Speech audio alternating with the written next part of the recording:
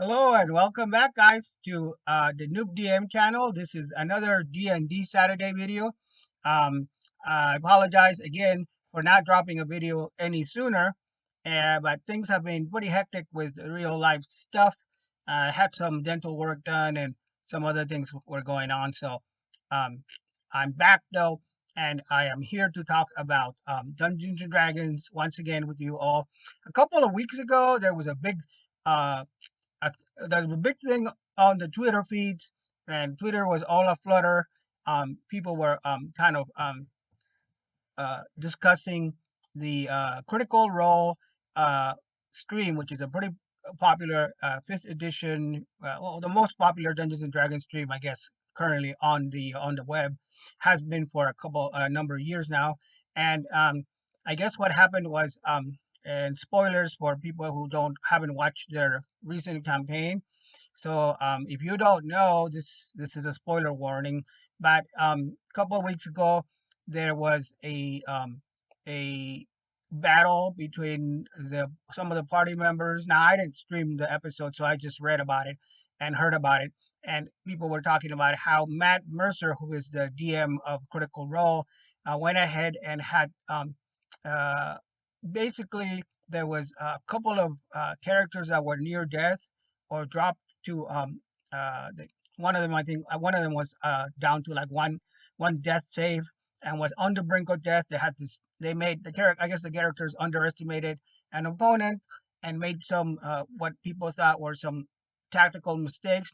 Now, unfortunately, the DM got a lot of hate mail, a lot of criticism from people saying that he was being unfair, and I think that's kind of unfair to Matt Mercer himself because, and I'm not the only one. A lot of people, when this all went down a week and a half, a couple weeks back, however long it's been, people were talking about it. So it gave me an idea um, to talk about character death and how character death may have changed from the original game to the current version, which is still the fifth edition of the game. And how is character death actually? How does it operate in game mechanics? How did it used to operate? What have there been any significant changes? I can probably say that there have been.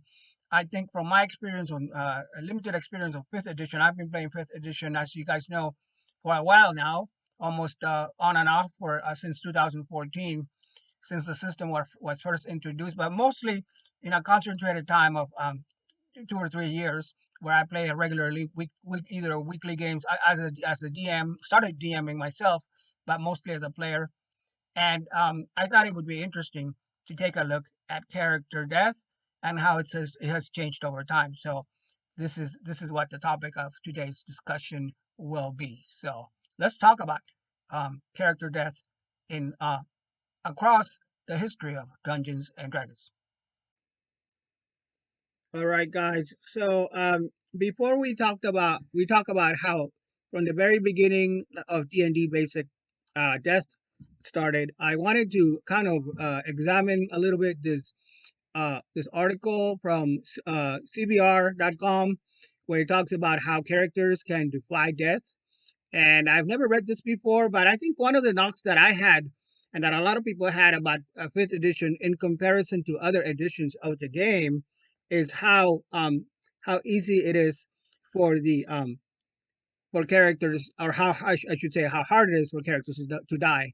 And I think that's why we can put into context some of the uh, negative, some of the backlash, negative reactions to what happened in the Critical Role, the recent Critical Role campaign.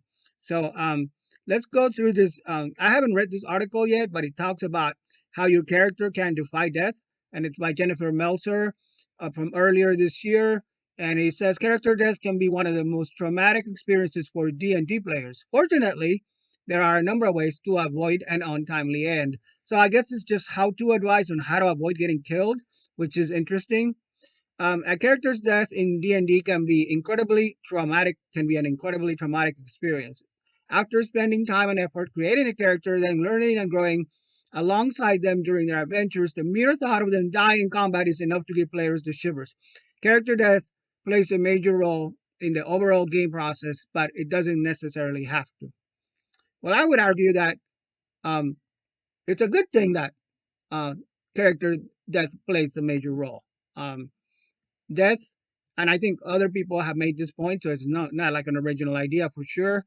I've seen videos of the Professor Dungeon Master from Dungeon Craft and other channels, other YouTubers that focus on D&D content having the same argument. But let's read on. There are precautions players can take to avoid losing a character before it's their time. There are even certain racial and subclass benefits designed to make characters healthier in combat. Some cases almost impossible to kill. Impossible to kill. Well, what's the fun of that? Anyway, before it can be defied, however, it's important to understand how death works in D&D. And then it talks about how do death saving throws work in D&D. And some people know all. If you're watching this channel, more than likely already know how death saving throws works. And I don't really need to go over this too much, the mechanics of it. But suffice it suffice it to say, I would say that there are three death saves per character on your character sheet. So if you go down, basically if you take enough damage and you drop to 0 hit points, you don't necessarily die outright. Everybody knows that you can make some death throws and death saving throws rather, and you get three of them right off the bat. I think a lot of this started back in fourth edition, where there were the healing surges, and where there was the because it was more of a tactical game or a tactical playing on the battle map. There was a lot of I guess the designers felt there was a lot of opportunities to have healing surges or to be able to heal. You can still heal in 5e with different potions, and that's always been the case, or with definitely a cleric or paladins, mostly cleric healing. Um, but basically, in 5e, players who roll an actual 20 immediately regain 1 hit point and return to consciousness. And then they have up to 5 rolls to determine whether or not they survive, a number that may be affected by whether or not they take damage. This means a character who takes a hit while down actually loses 2 death saves, and that's true. I mean, that part is true. If you're down for the count and you take damage, it counts as 2. So your death is actually um, comes quicker theoretically. Unfortunately, there are instances where death saving throws are completely negated. First, if a character suffers damage that equals at least twice their max HP in a single hit, they instantly fall dead and cannot be derived without the use of resurrection spells. Secondly, there are some spells that are impossible to recover from with simple healing. If an adventurer hit with the disintegrate spell drops to 0 hit points on account of the spell damage, they automatically become a pile of dust that can only be restored using incredibly powerful resurrection magic. And that is as it should be. I mean, it's called disintegrate for a reason. But anyway, let's go on. Magical spells that stop death in D&D. So I guess it goes through some healing spells like Cure Wounds or Prayer of Healing that can help with death and healing. There's also the spell Death Ward, which protects the ally for up to 8 hours. Um, and it says clerics aren't the only ones with access to death-defying spells. Casters of all classes should double check their spell list for any or opportunities to help keep the entire party alive. So, and then this part is kind of a little puzzling to me because it talks about death-defying racial attributes and class features in D&D. But as far as I know, starting with the Tasha's Cauldron of Everything source book, and definitely on the 1D&D playtest, which is not official, I grant you, still being evaluated by the community and by Wizards of the Coast or whatever the actual playtesting process they're going through. They were trying to eliminate some of the racial stats and racial attributes. So I don't know if like the half work, for example, they talk about how strong they are. I don't know if the 1D&D playtest edition or the new edition that's coming out in a couple of years is going to do away with some of these racial attributes. Um, but I guess as it stands, they're still in the game. Um, so so that it basically describes. It's basically a how-to on how to keep your characters alive in the game. Now, I think we should go over basic. I'm gonna try to keep this. Maybe I'll do this in multiple parts because we do have 5 editions to get through. Six if you count the playtest document. Maybe I'll have to split this into 2 parts because I don't want this video to go over a specific length of time. Don't want to make him too long for you out there who don't have the time or have a shorter than usual attention span. But let's get into how it originally worked all the way back in the basic edition of the game. All right, guys. So we are starting off with our examination of death mechanics, death and dying in Dungeons and Dragons, and we're starting off with the. I'm going to start off with the basic set, with the player's manual, um, and I'm talking the 1983 Meltzer version of Dungeons and Dragons, not Moldway or anything earlier. And the reason I'm starting with this one, with this, you can see this nice Larry Elmore uh, artwork in the background, and if you played D&D as long as I have, or even before first edition, or if you just know about the lore of the game, you can recognize that that is indeed a picture by Elmore of Alina the Cleric. And Alina the Cleric introduced a lot of people into mechanics and Dungeons and Dragons back in the day. Um, the Belter version of Mentor. I keep saying Meltzer, but it's Mentor. I'm sorry, Frank Mentor. The Mentor version of D&D from 1983, the basic game, actually introduced a lot of people to the game, and it was a little different than the previous version, the Moldway set rule set, because it was kind of like um, written in a narrative form. So you go through, you start in a at a section, and then he talks about how do you role play, and then there's an actual adventure that you go through, and it teaches you the mechanics. So the idea was it's your first game, and if you either you there was a whole the players book had the adventure, and it taught you the gamer mechanics, and then there was a separate dungeon master's manual that was only for the DM, and it went further into mechanics, and it talked about how the rules work if you're running the game as opposed to just being a player. And so that was sort of for the DM's eyes only, and we kind of follow the same structure today, only now we have the source books. So we have a player's handbook, traditionally a dungeon master's guide. No matter what edition of the game you're playing, you have your player's handbook, your dungeon master's guide, and which is only for the DM. And then you have the monster manual, which again is it's for both players and DMs, but mostly the DM uses it to throw some adversaries and monsters to the party.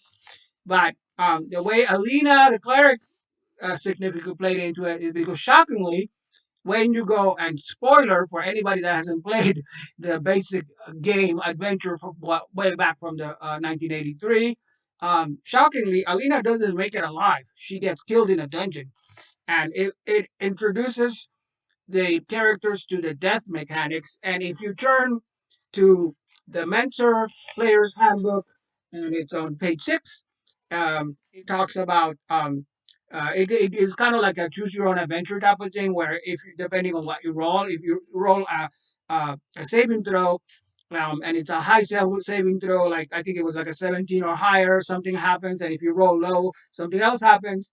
But if you miss the saving throw, obviously bad things happen, and at the end, um, uh, you I think no matter what happens, if unless you can correct me if you know, but no matter what happens, I think Lena always dies, and she does die. But if you turn to Alina, I'm sorry, her name's Alina. But if you turn to page uh, 10, it talks about saving throws and how they worked in back in the day. So in the first adventure, you made saving throws against poison and magic spells, and then when you try to save yourself from a special attack, you make the saving throws. And then it goes on to talk about the 3 other saving throws against magic wands. Um, if somebody chooses to use magic against your character, paralysis. It was paralysis, and there was a saving throw against dragon breath, because dragon breath was a specialized attack. Um, they were. detailed or given more explanation in the Dungeon Master's Guide if you wanted to know. But the important thing for us and today's topic is death and character death. So if you turn to page 14 of the mentor guide or player's manual, it talks about getting killed. And if you so basically you have a number of hit points, just like in the modern game.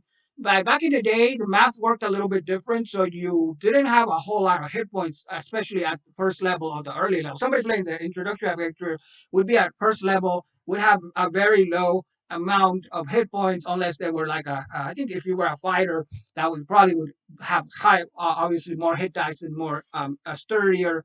Um, also it depends a lot on your of course, on your gear and your constitution ability, as well as your what kind of armor you have. But in general, if the character was slain by the monsters, that was pretty much the end. The book says that's the end. That is not the end of the event, but that is the end of the adventure, but not the end of the game. It's the end of the adventure, but not the end of the game. You can start the fight um, or the fighter over again, pretending that it is a new character. If you play this adventure a second time, do not keep any treasure found before you got killed. You should start the character over again from the beginning. So basically, in this starting adventure, it said, "Oh, you died. So too bad. So sorry. You have to start over. I mean, you got to get a new character." And remember that if you are carrying a magical potion of healing, or remember that you are carrying a magical potion of healing. So I guess along the lines you picked up a magical potion of healing and you can use that. If you get hurt, you can drink it and it will cure all your damage. You can then change your hit points back to 8 because they were playing a fighter and the fighter had 8 hit points. You can only drink it once and then it's gone. You may drink the potion whenever you wish, but you should wait until you have only 2 or 3 hit points left if possible. If you drink it in the middle of the battle, you must skip your attack. You are drinking after all, not swinging, and roll only for the monster's attack or for that round of combat. And then it gave you a couple of tips or things to remember. It says things to remember: keep a record of the monsters killed and treasure found using a separate piece of paper. Um, I'm assuming this was for whoever was running the campaign, but also for no. Actually, the players also need to keep a track because they were in a dungeon, so they wanted them to keep track of everything they encountered, and use the combat checklist whenever you have battle, and checklist that gives you steps on what to do with battle, and roll 1d6 each time you hit to find the amount of damage done. Drink your potion when you are badly hurt. So there you have it. If you were a high level character, you could survive at first level, but chances are there was an outside chance that if you encountered something tough, and the DM wanted to be sort of somewhat of a prick about it, he would kill you. But it was considered bad form, still considered bad form to do that and do a TPK of the party, uh, and kill off the characters, by throwing. That's why in fifth edition they have, and I think this was the case for fourth edition as well, if I'm not mistaken, where they started talking about. Actually, I'll take it back. It goes back all the way back to third edition, where you had the concept of CR, which stands for challenge rating. So the challenge rating kind of replaced the old systems, and challenge rating is just it's shown in the monster manuals and or the bestiary that you happen to be using. How tough the monsters are depending on the level of your party. So theoretically, it kind of aligns with the party. So if most of your party members are third level, challenge rating, the monsters with a challenge with a CR of 3 or higher would be kind of a doable possible fight that would not result in character death or party wipeout. You could increase the challenge rating a little bit to give the players more of a challenge.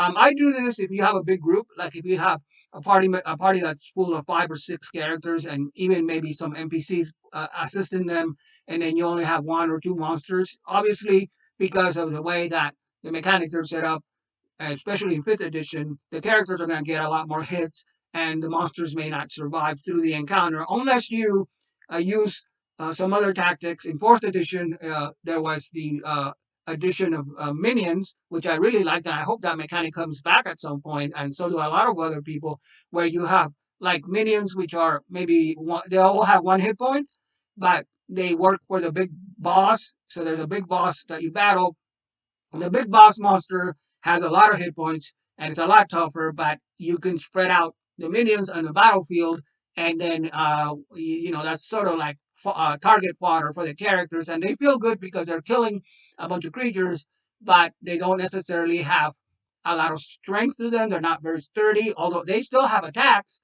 but they're easy to cap off. But then you can throw like 20 minions at them at one time or something like that if you want to give it more of a challenge.